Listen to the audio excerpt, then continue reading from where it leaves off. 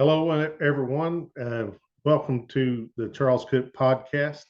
The focus of my podcast is to focus on local and state issues here in the state of Tennessee. You can follow me on Facebook at Charles Cook. So please go find my page and like it and share the information on there if you like that information. You can also follow me on YouTube and Rumble at Charles Cook 52. Like and subscribe to it. Click the bell so you get notifications when I upload a new video. And if you want to contact me about being a guest on my podcast or talk about issues here in the state, you can email me at charlescookpodcast@gmail.com. So, with all that out of the way, I want to kind of get started talking about the midterm elections are over. Well, part of it is they're still counting votes in different states and all this and that, but you hear so much about, well, this is the most important election of our lifetime. And I've been through a lot of most important elections of my lifetime, and it seems like the next one is always the most important election of our lifetime. So, but yet nothing ever changes and nothing will until we get our priorities straight. And we know the only thing that's going to fix this stuff, and that's educate ourselves on the role of government. And so, with that, my topic today is the creator and the created. We know that the creator is God. Okay. God created everything. He created us. And God is sovereign over us. We will never be over God. He's sovereign over everything. If he created it, he's sovereign over it. And that's the way we have to look at our government. And everybody says, well, we just need to get back to reading the Constitution and get back to the Constitution, holding people to the Constitution, and we can fix things. I agree with that. But you got to be able to comprehend the Constitution. And if you don't do that, if you can't do that, then it's kind of like opening up the Bible and reading Revelations and think, oh, trying to understand Revelations without reading the whole Bible. You gotta study God's word to understand Revelations. So keep that in mind. So how did we end up as a country? What beliefs did we have that we put our principles on to make us want to go and fight for our rights and stuff? And that was the Declaration of Independence. It was all laid out there. And so I'm going to read you a portion of that and try to show you what I'm talking about as far as the creator and created. So we hold these truths to be self-evident that all men are created equal, that that they are endowed by their creator with certain unalienable rights. Among these are life, liberty, and the pursuit of happiness. That to secure these rights, governments are instituted among men, deriving their just powers from the consent of the governed. And that's what I want to talk about right there. So it tells you the role of government as laid out in the Declaration of Independence. That's what they believed the role of government was to secure our rights. And the way they were going to do that, the only powers that the government had was, as it said, deriving their just powers from the consent of the governed. So as individuals, and I believe in individual rights, bare bones, individual rights is what it's about. and the government is there to protect our rights, our individual rights. And so, in order for the government to have power to do things, that power has to come from us as individuals. As we, I give up a little bit of my individual power with a group of people to create a civil government. So, until we get that in our minds and understand that, we we're never going to fix this. All we're going to do is keep voting for Democrats and Republicans, libertarians, Constitution Party, whatever, until we understand that the only power that the government has is what we give them. And when they start abusing that power, we have the right to pull that power back, because that is in the Declaration as well.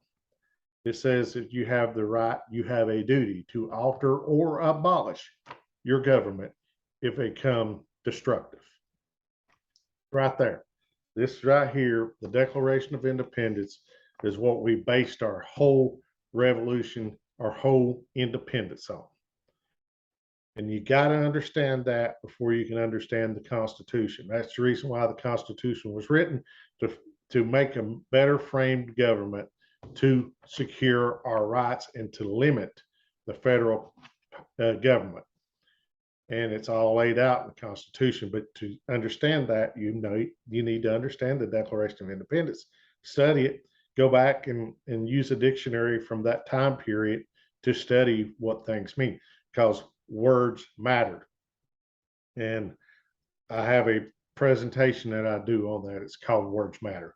But just as it says here, deriving their just power, not all power or whatever, their just power, just enough power to secure our rights. That's what that means.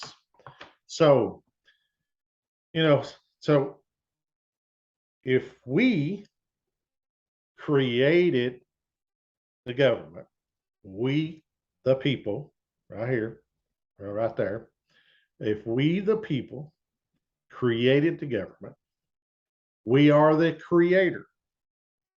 So we are sovereign over that government.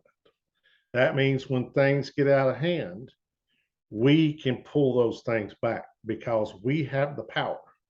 We, the people. When they start abusing the power and all that, we just have to rise up and start doing things, and I'm saying peacefully, that we have to pull those powers back. And we don't let them dictate how we do that. And pretty, it's what we got to do. But you have to understand how we do that. And understanding that we are sovereign. The government answers to us. We don't answer to the government.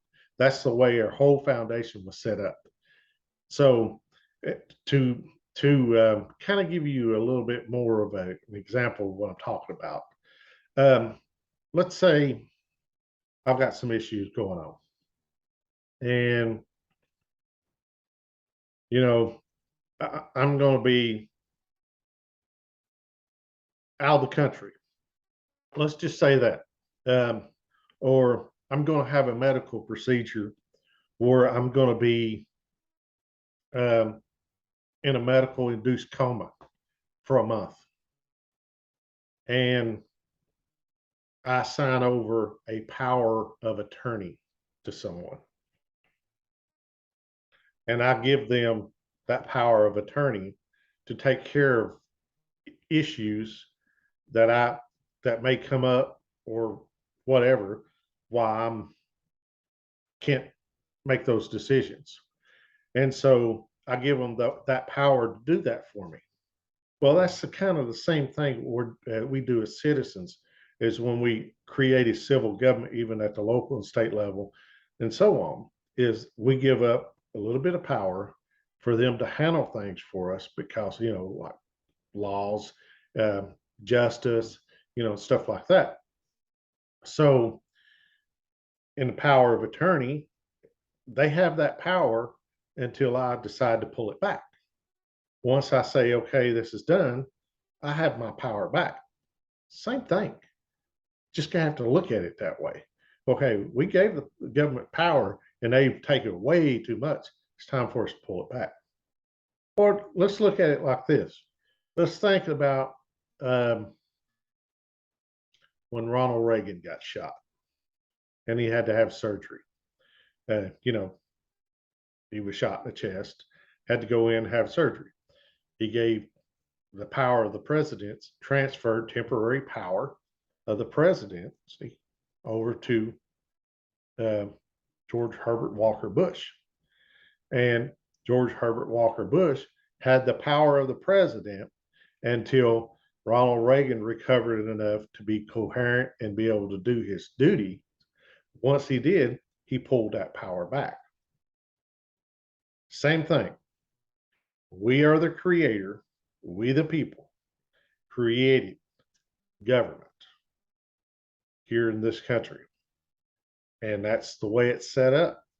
And nothing will change until we realize the power that we have and start pulling that power back because they are abusing it, whether it be locally or at the state level and at the federal level.